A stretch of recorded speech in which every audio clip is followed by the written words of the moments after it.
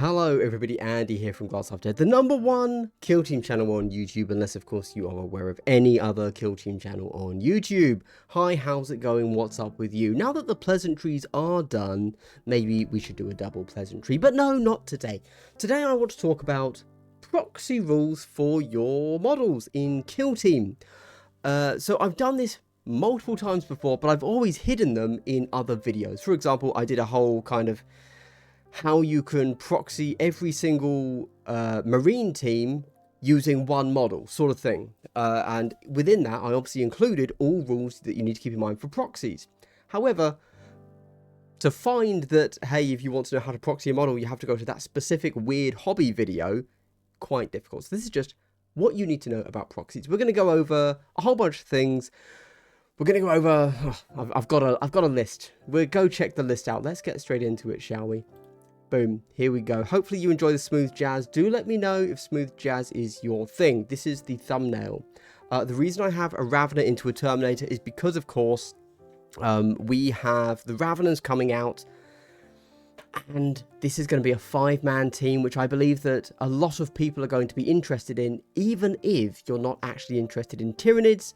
And the question has to be, of course, hey, an all 40 mil base team, what can we do with that? Super cool idea. Let's crack on. Okay, so we're going to talk about asking the TO, base sizes, silhouette, and purpose. This is our little everything. We're also then going to do examples. I've got loads of examples because I feel like, although I can tell you, hey, this is what's going on, until you see it and like get a grasp on it and like what's acceptable and what's not by showing actual examples, it can be quite challenging. So let's start with the absolute basics, okay? Warhammer is all about theme, okay? I cannot stress this enough. Theme is why we are all here, okay? Take 40k, take Age of Sigmar, take Kill Team, take Warcry, take Underworlds, take anything that GW does, all of their games. If you take their models and remove them and just give us a little flat circle, nobody would be playing these games, okay? The games are not good enough to justify that. You should go and play actual board games instead. War games are not conducive to being played without cool AF models. GW games especially doubly so, okay? If you are saying to people, I will not let you use the theme that you are interested in, the models that you like, you have to accept that people are not going to play the game, all right? Let people have fun. It literally doesn't matter. What does it matter if somebody wants to run an orc boy with a shooter as an intercessor? Doesn't matter. Be cool. Okay. Right. That is my ultimate beginning statement. None of this matters. Okay? However, this is the internet. And on the internet, you have to look at the worst case scenario, because otherwise the video is done and we're 3 minutes in and there's nothing else to say. So let us now assume that we are going to a tournament, because outside of a tournament, none of this matters at all. Literally at all, in fact.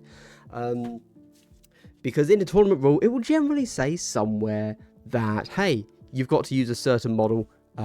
Certainly if you go to Warhammer World in the UK, if you read their packets, it does say that, you know, you must be using original models, and if you want to have any conversions, you have to get it checked by the TO. And I will say right now that Warhammer World is also where I have seen the craziest proxies ever.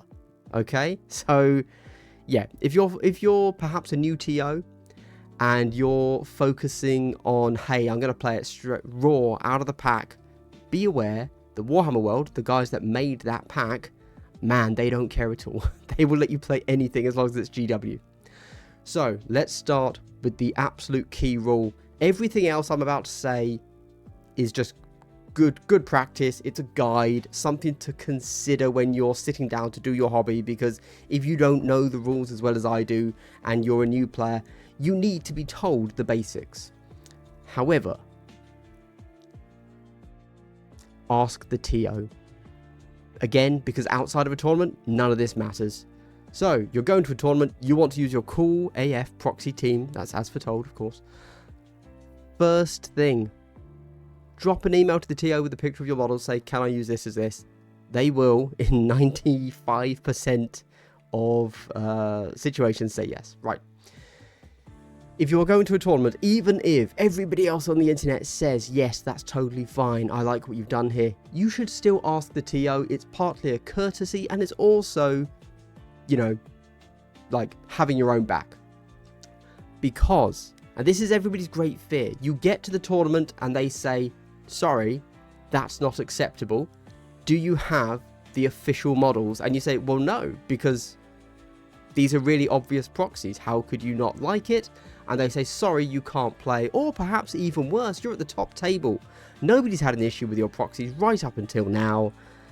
Your opponent, being an absolute smeglord, says to you, hey, I can't handle those proxies. I can't tell what is what. You are making my game worse because I'm having to put more mental effort into figuring out your team than I normally would have.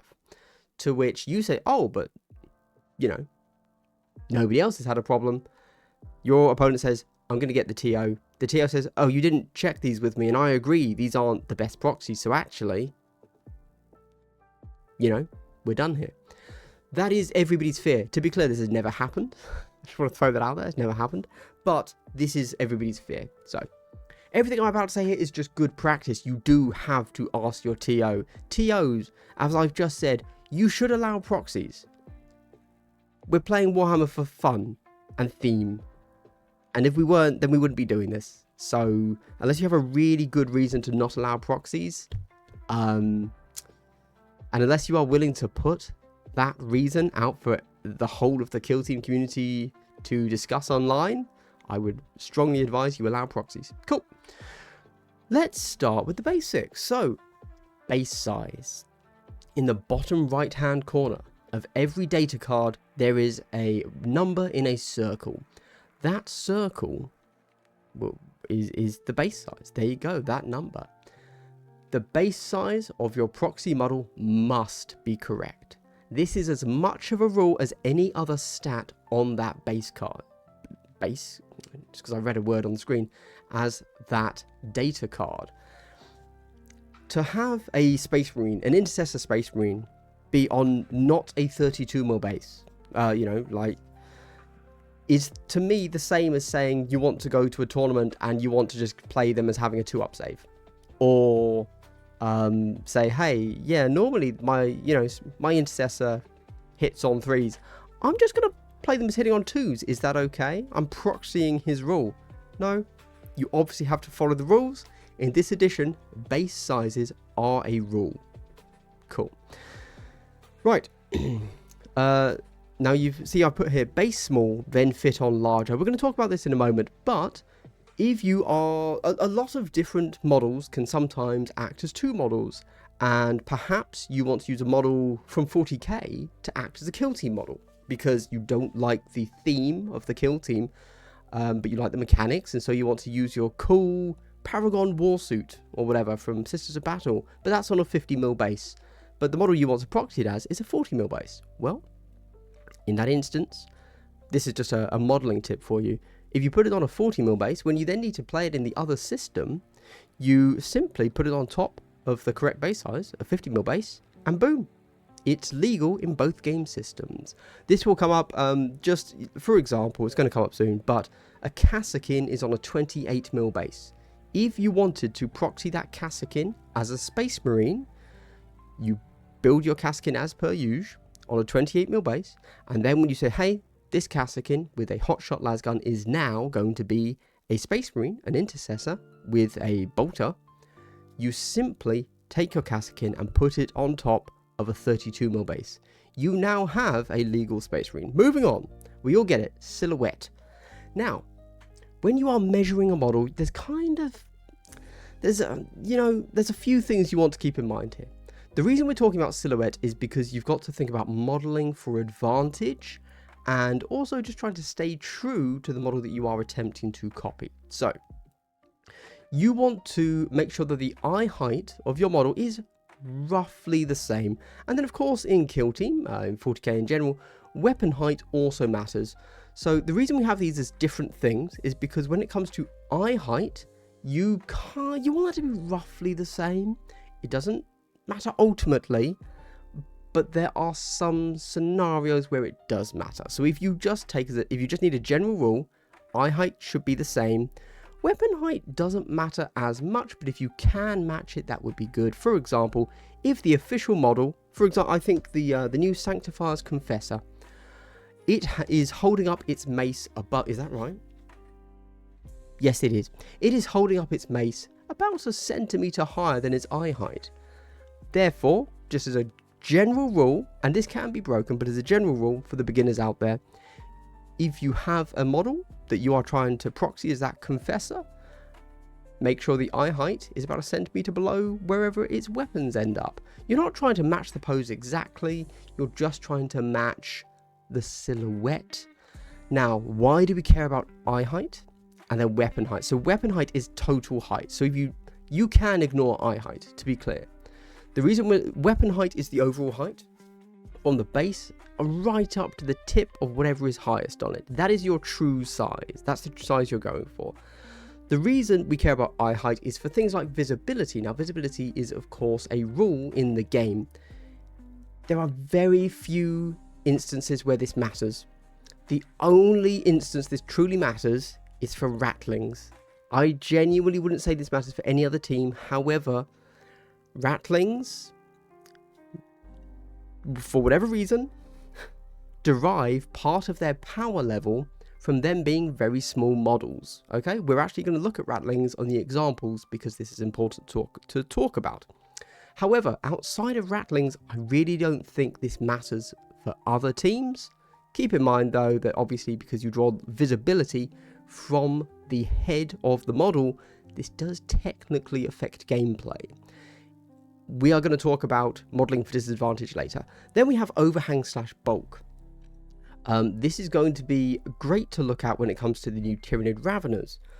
So basically, if you have a model that's on a 32mm base and it is a Space Marine tends to take up the whole of that kind of silhouette, the whole of that cylinder of a 32mm base up to its head, because they're quite chunky models ultimately. If you then take a Sister of Battle, perhaps, and put it on the same 32mm base, it doesn't actually, they are less bulky. It takes up a little bit less room. Or if you're doing a funky conversion and you're putting a Tower Pathfinder on that 32mm base and saying, hey, this is now a Space Marine, it's like, okay. However, that Pathfinder is significantly smaller and thinner. So when you are looking at these sorts of things, you generally want your proxied model to take up roughly the same overhang and bulk of the original model. How do you do this? A good way is quite simply to just, obviously this isn't about height, this is overhang and bulk. You know what? Just make sure that your models are in dynamic poses. There you go. The fear here is that actually a lot of models tend to be quite bulky and overhang their base. If you go ahead and then just put a smaller model, chances are, onto that correct base size, it probably won't be overhanging the base. And therefore, again, you are affecting visibility. The silhouette is truly about visibility. Not just in the game, but also from across the board about how your opponent can actually determine what model is what, which we are going to talk about now. Because we come to the purpose. Why? Sorry, not why we're doing this. That's the wrong thing. I already answered that. Purpose is theme.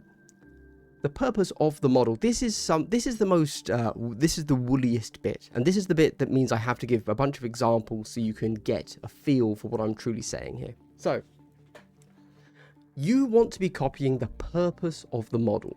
Let's talk about WYSIWYG, the first line there. What you see is what you get. WYSIWYG is a flawed system. However, when it comes to your opponent being able to tell what you do, this is good. So, WYSIWYG, what you see is what you get, very basically means if on your datasheet your model has a assault bolt rifle, then the model is holding an assault bolt rifle. If your model has a heavy bolter, then your model has a heavy bolter. If the model you're copying has a power fist and a plasma pistol, then your proxied model should have a power fist and a plasma pistol. Now, that is where that is true WYSIWYG. The way you would do this, to be clear, is, let's say, whatever, you would go out and buy the box that you're trying to copy. You would clip off all of those weapons that you want to have, and you would just glue the correct weapon onto the model. If you are genuinely scared of WYSIWYG, that is how you get around that. You can use a different body and arm, and you just do a hand swap. Okay, that would be true WYSIWYG. However, it's all about differentiation. So when you're thinking about this, let's take the heavy bolter. That's a great example. So the heavy bolter from the Angels of Death kill team is a model that is on a 40mm base, and it is a heavy bolter. It is the only model that can take a heavy bolter, and if you are taking that 40mm base, it is the only model that can be any form of gunner, because the alternative 40mm base would be the sniper.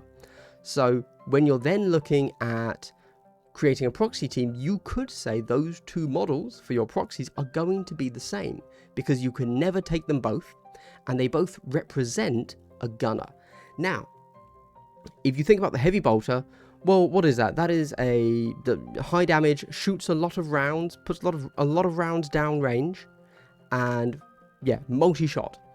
The sniper, that puts one shot down range. These are conceptually very different weapons. However, for differentiation purposes, because they can never be on the board at the same time, you never actually need to differentiate. Very simply, the model that is on a 40mm base with a big gun is that model, and you get to say, oh, today, right now it's the heavy bolter, right now it's the sniper. You don't actually ever have to do any more than that when it comes to differentiation. Another example would be, let us say, the melter, Chaos Legionary, right? Am I taking the plasma, the melter, or the flamer? You could, if you wish, of course, model these three, or you could look at the rules and see that you can only ever take one gunner. Therefore, if you make the fact that it is a 32mm base with a gun its defining characteristic, then the differentiation between the three types of gun don't matter. However, with that team, you can take a heavy gun at the same time as a gun. So, therefore, you want to make sure there is a differentiation between the gunner and the heavy gunner. That is what you're looking for. You want to make sure that when your opponent looks at your team, they can differentiate the different models. So, differentiation is very important, and we're going to look at it again. So, back to the Angels of Death. Let's say you want to run all assault intercessors. So at that point, things can actually be pretty loose. If you just say to your opponent, all of these models are the same thing, then actually they can be anything, because it doesn't matter. However, if you say half of my team are assault intercessors and half of my team are regular intercessors with bolt guns, suddenly you need to pay attention to differentiation, because what you cannot do when it comes to the purpose of your model is have your conversion kitted out identically and say they are different things. So, on to the next bullet point. If there is only one of that model, you can be quite loose when it comes to how much you're going to differentiate it. However, if there are multiples of that model, you must be very, very strict. Okay? I hope that makes sense. This is kind of the biggest bit, and again, most of the examples are going to be going over exactly what I mean and what is acceptable and what is not. Another good one would be the Phobos Strike team. Reavers, they're very obvious. You don't have to give the Reaver a heavy bolt pistol and a combat knife. You can have any model in the Phobos team with any sort of combat weapon. It could be a Space Wolf axe, it could be a Black Templar chainsword, it could be anything, because you know those are the Reavers, okay? And then all the others need to have quite strict gun options, which is quite challenging for the Phobos specifically. But again, if only one, loose; if multiple, strict. Oh, okay, great. We're straight into the examples. I thought there was another slide, but there we go. So this is an Angels of Death intercessor. Hey, I suppose I need to say this as well, don't I? So this is the actual model as you would buy it. It has no options. If you go out and buy a generic intercessor kit, the way you build the bolt gun, it can be a stalker bolt rifle, a bolt rifle, or an auto bolt rifle. They all look the same. The only difference is actually the magazine. This does not matter. Nobody will ever stop you from running it as a specific one of those 3 types of bolt rifle, just because you have the wrong type of magazine in it. And if they do, end them. However, it has to be said, if for some reason you want to run all 6 of your intercessors, and that's your team, you're running just 6 normal intercessors, and you say, hey, these 2 have stalker bolt rifles, these 2 have normal bolt rifles, and these 2 have auto bolt rifles, then as crazy as it might sound, even though nobody will actually be able to see the magazine from across the table, you actually kind of then do need to have the correct bolt rifles. Although, better yet, when it comes to differentiation, do it with the paint job. You could have the same model, but if you say, hey, everyone with the blue shoulder pads, they are the assault bolt rifles. Everybody with the red shoulder pads, those are the stalker bolt rifles. That is going to be easier for your opponent to notice. Again, that is, nobody would ever do that. But just as an example, don't forget that it doesn't have to just be modeling. You can also use paint job to differentiate. It's all about differentiation. And yes, sometimes when you are proxying, you are going to have to be more differentiatable, that's a word, than the original models. A great example of that would be mandrakes, who are very hard to tell apart from across the board. If you were to proxy mandrakes, you have to do more than the default mandrake models to show your differentiation. Okay, so this is what a model, a Space Marine on a 32 mil base looks like. Obviously, we're focusing on Angels of Death a lot here because it's the default team. Everybody knows Marines. Even if you don't want to play Marines, you can look at this model and you get it. You know what I'm saying, and you can apply it to your own use case. Right. Here are some models that could validly be a Space Marine. Now, if we look at the Space Marine next to that Immortal, they are a like for like fit. You don't need to change anything at all. Okay? If anything, you are modeling for disadvantage by taking the Necron Immortal because you are actually bulkier. When you're doing proxies, you have to accept modeling for disadvantage. Modeling for disadvantage, as I didn't cover it, it didn't end up in a slide, it turns out, is all about, when it comes to the mechanics of the game, we're talking about visibility. That's all we're talking about here. When it comes to visibility, you give the opponent the benefit of the doubt. That's it. That's all we mean. And it does mean that you can't be quite as finicky when it comes to the rules for visibility. Right? Hey, if your gun's sticking out, you cannot turn around and say, oh, but if I had the real model, my gun wouldn't be sticking out. It's like, well, yeah, but it is. You know? There you go. We then have the Sister of Battle, a great alternative to what I just said about the Immortal there. So, you know, the Sister of Battle is a little bit narrower, and so logically would be able to be hidden much easier than the Necron, that's for sure, but a little bit better than the Marine. So at that point, if you have your model on the board and your opponent says, oh, I think I've got visibility, I can't quite tell though, you kind of just have to say, yeah, you've got it. As long as you play by those rules, as long as you model for disadvantage, no one's ever going to have a problem playing against your proxies. But if you get really weird about it and say, oh, well, you can't quite see the model actually, then your opponent could always just say, yeah, but if you use the real models, I could. So just take the L. That's fine. You're playing for fun. Right. Cool. So we could then look at the Commando here. Now, the Commando is, you know, a 32 mil base and is, you know, the gunner. So, hey, that's the guy that has the gun in the Commando team. Are we happy with proxying that as an intercessor? It's noticeably shorter. So if I were to do this, if I were to say, right, that's it, I want to play a Commando team. Oh, sorry, I want to play an Orc team as Space Marines. Love Orcs. Orcs are my thing. They're all I want to play. But I actually don't like Commandos and I don't like Wrecker Crew. I want to play the APL3 Marine team. And I've got Commando, so I'm going to do it.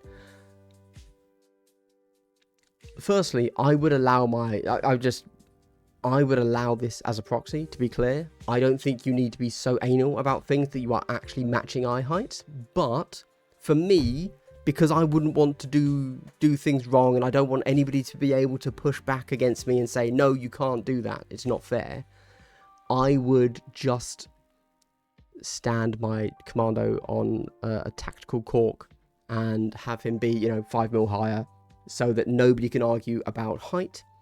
In this particular instance, also, you know, having it coincidentally, having a lower down model there probably isn't a benefit to you. You probably do want to be higher. But there you go. That's all I would say. So I would say that yes, the Commando probably should be matching the eye height. So yes, go and get your cork base, your cork rock, and make him a little bit taller. Now we have something slightly different here. So again, this is all about, so for me personally, sometimes I like Marines, you know, if I've just gotten hyped on the new secret level or Astartes, then I'll be hyped for Marines. But in general, I'm not that fussed about Marines. I think they're a bit cringe, mostly. But I like other things. I like Eldar. I like Imperial. I think Imperial Guard are way cooler than Marines. But I don't like how Marines play. I don't really like how Eldar play either. I like how Marines play. I like that APL3. So, thinking about the Imperial Guard, I think Kassakin makes sense for a Space Marine. How can we use a Kassakin to be a Space Marine with Space Marine rules? How can we take an Eldar and make it a Space Marine? So on the left there, we have a Kassakin on a 28 mil base. We have our Intercessor on a 32 mil base. And on the right, we have, so that's actually a Corsair. That's a Corsair, yeah. Which I use as a Dire Avenger, to be clear. So I already proxy this model in my core team for Blades of Cain, but I would never even ask anybody, can I do this? Because it's how they literally can't say no. It's WYSIWYG. Anyway, not the point. Who is also on a 28.5 mil base. Now, for me, I think this is the easiest swap ever. All you have to do is make sure that your Kassakin and your Eldar on the right, if you want to play them, they have to be on the correct base size. But that doesn't mean that you want to take them off of a 28 and put them on a 32. Because both of these models are in teams that I might want to play. For example, I quite enjoy Blades of Cain. There you go. However, sometimes I would love to run my Corsairs as basically Space Marines.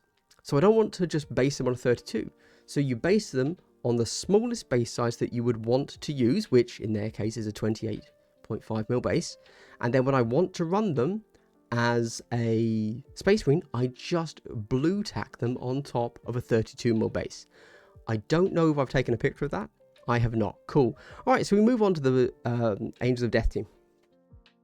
This is the actual Angels of Death team, painted by moi, obviously. You can tell. I know, right? I know. Because it's the same bone colour as everything else I paint. I know, right? Very OG, very original, very AF, as foretold. These are just here for reference, so notice that the Angels of Death team has 3 40mm base guys. As mentioned, the gunners there, they're a gunner. You cannot take both, and therefore, if you're going to proxy these, those two might as well be the same model. So, here is another Angels of Death team that I have not painted, which is obviously an issue. But these are incredibly different to these, aren't they? Let's be honest. These are normal dudes, but then I watched the secret level, and I thought, I want to take Titus, and then I want to take a Blade Guard, and then I want to have one of each of the super special, like chapter-specific squads, and I want that to be my Angels of Death team, because this is much cooler than this. Ignore the fact they're not painted. That will be fixed, obviously, at some point. So, these are the wrong models. I've taken them off the 40s, the 40mm bases that they should be on for 40k, and I put them on 32s. Great. You know what? Hey, that's a legal team. Now, a good thing to note here is this middle guy. He's the gunner. Nobody else here has a gun. So, any model that is going to have this gun, I say which of these two gunners he is. He's the only model with a gun. He's the gunner. Although his combi plasma and heavy bolt pistol there do not show like they don't symbolize either the sniper rifle or the heavy bolter, from a differentiation perspective, he literally cannot be any other model, and no model could be mistaken for the gunner. Okay, now we quickly go on to the next slide. Here we go. Hey, if I want one of them to be Justian, this guy on the right here, Power Fist, Plasma Pistol. But also the only model that isn't a gunner on a 40mm base. So how do I get this guy to be, you know, Power Fist, Plasma Pistol? Well, he's the only guy that isn't the gunner on a 40mm base. Literally cannot be mistaken. There you go. So luckily, Angels of Death, because of that 40mm base differentiation, means that actually you kind of can be pretty loose about what is what. You have to define the gunner, but beyond that, the 40mm base does the heavy lifting there. Cool, cool, cool. And yes, just to be clear, you should drill your barrels. I don't, because I'm lazy, but you should. There you go. We can then get a little bit wackier. So this is my full Tau Space Marine squad. This is the team that I went ahead and did the other video of. So this is every Marine team proxied for Tau Space Marines. Yeah, so I can play Angels of Death, I can play Nemesis Claw, I can play, what's the other one? Legionaries, and I can play Phobos from this little group here, which I just did as a fun little side project hobby. You can tell who the Ventriloquar is, of course. But yeah, just to show that you can kind of, you know, get funky with it. Get funky with it. In fact, I actually did extra models here that I would never use, but that's fine. And hey, I want this guy to be my gunner. I just put a 40mm under there, and I would put a 40mm under whoever's going to be Justian, and call it a day. Easy. Okay, now I said I was going to talk about the Rattlings. Rattlings and Ogrins, who could they be proxied as? You know, hey, maybe you're like me and you do like Imperial Guard, that's awesome. But maybe you don't. Maybe you're a Xenos lover. And right on, buddy, right on. Maybe you don't like the Rattlings and the Abhumans and the silly Ogrin faces. So what could they be? Now, when it comes to thinking about this, you have to think about the size. So, as I mentioned, for Rattlings, the height of the model is actually really important because they are so uniquely small. That's obviously what my girlfriend refers to me as. You have to keep in mind that that actually does affect their balance in the game. So if you were to ever put them on a tactical rock, they become a more effective team, which is obviously very strange and is a whole thing that I'm a little bit sad that GW didn't try to correct in the rules, because it's really quite crazy to say, no, you cannot put your Rattling models on a tactical rock, on a cool mounted base, because it would be modeling for advantage, but you can't. Anyway, moving on. So yeah, you could just proxy them as Tau. Again, I'm a Xenos lover, that's why I thought of Tau. And then I happened to notice that the Tau Pathfinders that are kneeling down are actually the correct height. Isn't that funky? There you go. Yeah. And then, of course, what would you pair a Tau Pathfinder crouching down with? Well, a battle suit. because the fact that Tau don't have a battlesuit team is insane. Now, obviously the battlesuit is on a 50mm base. All you would do is swap into a 40mm base, and then you are much chunkier. Now, again, the chunkiness only really matters when it comes to visibility, and the chunkier you are, the worse it is for you. So this would be modeling for disadvantage. This is good. You are, note, a little bit taller, but I don't think that would really matter, to be honest with you. Again, the safe bet is to always just take the real models with you. And if anybody ever says, hey, I don't think the actual model would get visibility here, you just say, okay, put your unpainted, grey, crappy looking Ogryn on the table and say, do you want me to play with this? They will immediately say, oh my god, get that abomination out of my side. No, it's fine. Thank you for proving that you would have visibility. Moving on with your painted models. Thank you. Now let's think about Typhon. So, again, I think, and I'll probably do another video that is talking about all the different proxy ideas you could do once we actually have this confirmed. But I think that Typhon and, not Typhon, forget the Admech, nobody cares about those. But I think that the Tyranids, the Raveners, are going to be hype for everybody. I think people are going to like a 5 model team because it is 5 models. And that's key. And we are going to assume that they are 40mm bases. I very much hope they're not 50mm bases. We cannot obviously confirm that, but from having looked at certain things on this picture, I do believe they are 40mm. If you look at the back, you have I think it's called the Wrecker Tyranid, Ravener, and you can see roughly his height based with with one of the strongholds. And then if you look at the bottom left, sorry, you see whatever this guy's called, and you can see him stood basically base to base with the smaller stronghold. So using that, I went out, I measured the stronghold, and I took away some basic measurements. From the looks of it, Raveners are going to be between 50 to 85mm in height. Okay? With that known, we're just going to talk through a few more examples based on roughly what we might then look at proxying Raveners with. Because if you're like me, you love APL3, you love a faster game, and hey, what's faster than 6 models? 5 models. Amazing. I love it. So, what fun might we have down the line when we start proxying Raveners? So, the first one, obviously, is a 40mm base Space Marine, because people love Space Marines, and that brings us to a Terminator. But these Short Kings are not it.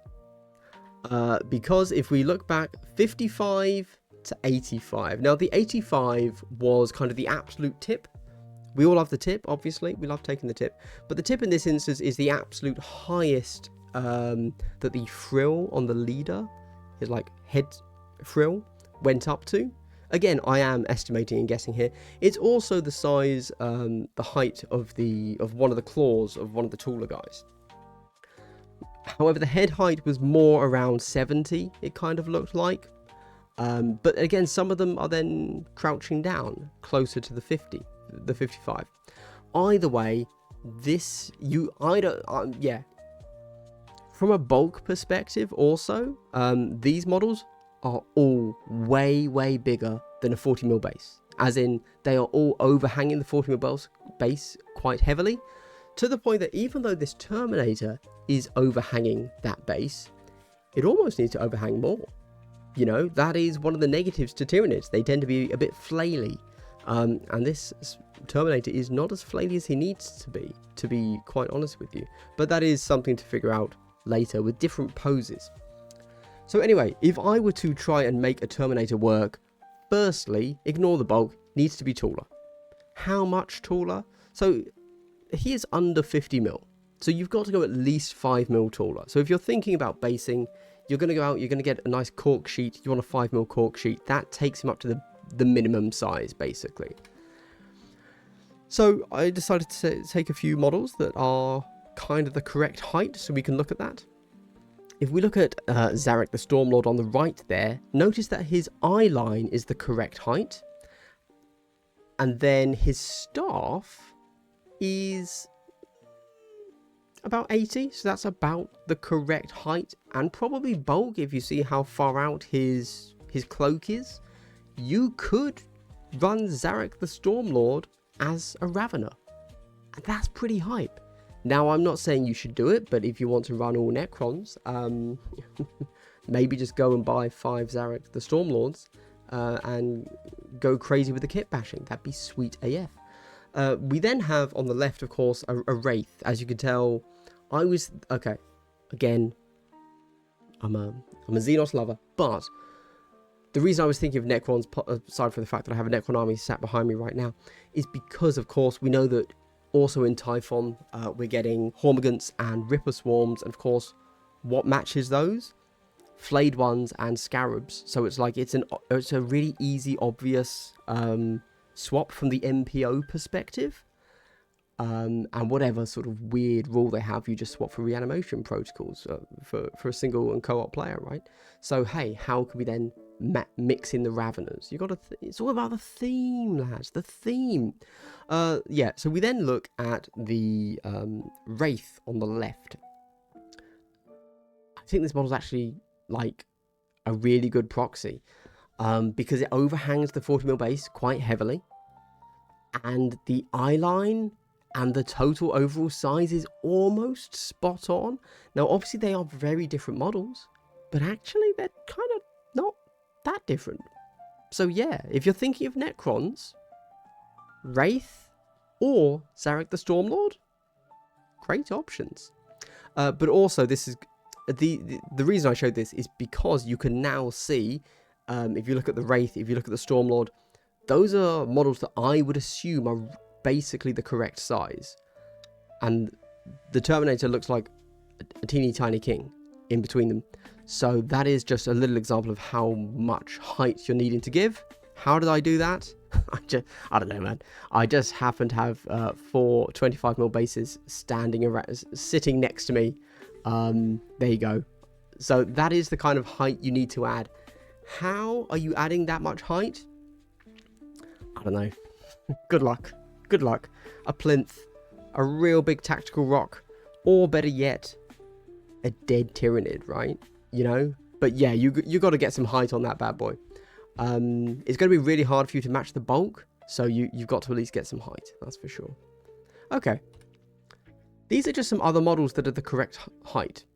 So, again, the thing that I measured for here is using the Raveners, is I used the stronghold behind them. So the Raveners come up to just about the 3-inch mark, which is the floor, the first floor for strongholds. Okay, so that's what you're looking to match, which means that, you know what? We have the opportunity to throw in some crazy assault intercessor poses, and who is going to, and heights, and who is going to lead a crazy assault intercessor team other than Shrike himself. And shockingly, he's the right height. What? Mad. Also good to note that, you know, if you look at his eye line compared to Zarek's eye line, very different. But that's where we're looking at, as long as you play for modeling for disadvantage and you just give your opponent the benefit of the doubt, you're really not going to get much pushback on that. Don't worry about it. Oh, also, I suppose I'm really just talking about silhouettes and sizes here. I'm not talking about WYSIWYG and weapon loadouts and differentiation. I'm just looking at sizes, so we can have a chat about what might and might not work. If we're then looking at Orican the Diviner, I think his name is, so his core base is brilliant. However, his staff is way too high. His staff is like an extra centimeter more than you need for the height. Again, that would only be a negative to you because you are not able to draw your visibility from that staff. So, but the enemy could draw visibility to it. So it's not actually a big deal. You could just play Orican as is, or if you don't care too much, you can just snip the top of the staff off and you're good to go. Then we actually have the Von Ryan's Leaper, unpainted. I do apologise, or sorry. Painting hath begun using my highly memed upon spray bottle technique. Don't worry, it will look better when it's painted, I promise. What we have there is, obviously you're thinking, hey, I want to get a head start on the Raveners. What other Tyranids work? Well, the Von Ryan Leapers, honestly, I think these guys might be goers. And what I mean there is that if you don't like snaky boy Raveners, Von Ryan Leaper legs are the place to be. Buy some of those kits, buy some Von Ryans, and then I think you can just leg swap or torso swap. So use the Von Ryan Leaper legs, put the torsos on top of that, call it a day. However, I will say that the Von Ryan Leapers, although their flailing limbs reach the correct height, their eye line is actually a little bit low. So you kind of, yeah, I don't know, you want to get a bit weird with them. You want to increase their height, at least in the torso. Yeah, so something to keep in mind. Then we have some other cool big things that I was thinking about. So again, all of these models are roughly the correct height. They're on 50mm bases, so what you would want to do is swap them to 40mm bases. And that's all you need to do from the silhouette and the height perspective. Once they're on 40mm bases, they're obviously all going to have lots of heavy bulk and overlap to the base, so you're good to go. And then, if you want to go and play them in 40k, they're on the smaller base size, the 40mm. So all you would have to do is blue tack them to a 50mm for 40k, and you're good to go and play them there. And that's it. There you go. Let's bring me back on. Boom. Okay, so there you go. These are all of the proxy rules. Go ahead. I would strongly recommend. I mean, hey, look. I talked about this on my live stream, which I do every Monday, by the way. So I talked about it yesterday, and I think everybody pretty much agrees with me. These are the rules everyone agrees with, everyone's happy with. I say everyone, some people had pushback, and they said, no, I wouldn't be okay with that. But those people don't run tournaments. So, there you go. And these things only matter in tournament settings. There you go. Look, for me, as I said at the start, sometimes, so mechanically in Kill Team, I really like Marines. I think they're the most fun to play, and they're the teams that I can get the closest to just casually rolling dice and having fun with it. Everything else, I find I have to get pretty sweaty. Even with Eldar, which I'm probably a better player with, but I can't just randomly roll dice. They're a glass cannon team. If you make the wrong move, you're screwed. And you've lost the game, etc. So sometimes I just want to be a durable brick. And I'm hoping that's what Raveners are, I can't lie. Yeah. But I don't always want to play Marines. Sometimes I want that Marine, I want that Intercessor to be a Wraith Knight. Not a Wraith Knight, that's the wrong word. Don't put that on a 25mm base. A Wraith Guard. I want it to be an Orc. I want it to be a Sister of Battle. I want it to be a Tau Stealth Suit. I want it to be a Tyranid, right? I prefer these factions.